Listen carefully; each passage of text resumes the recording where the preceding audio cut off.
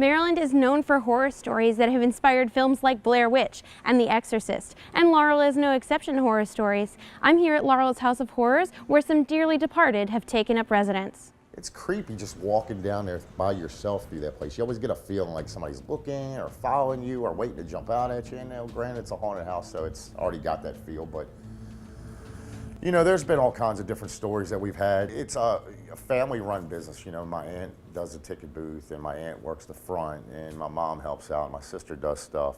But my uncle, my Aunt Karen's husband, was the butcher here our first year, and had been working a lot of hours, had come here. We got busy one Saturday night. We came back that following Sunday.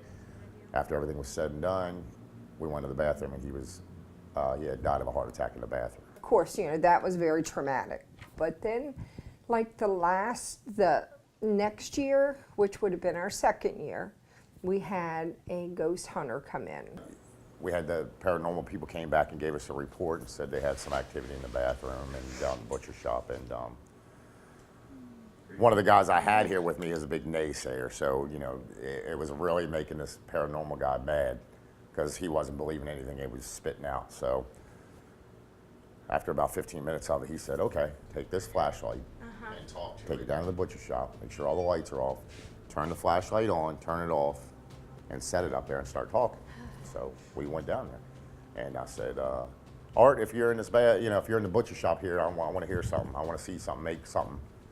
Nothing. He said, I told you, and right about then, that light came on and was flickering. I said, you know, okay, if that's you, turn it off, and it went off. My dad was a carpenter, and my dad was a jokester.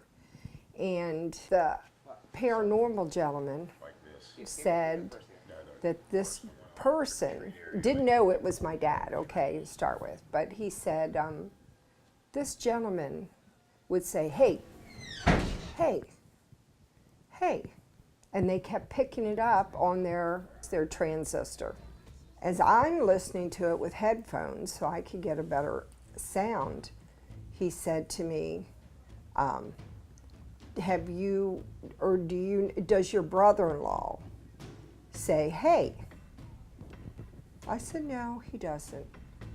But as we get through the recording, they said, hey, hey. I said, that's my dad. He said, chances are they're family. I said, oh, I know that. That's my dad. And that's my brother-in-law, you know, what the heck. I don't ever feel threatened by anything here. It's always been almost a comfort level. Like, you know, like I said, my grandfather was in construction.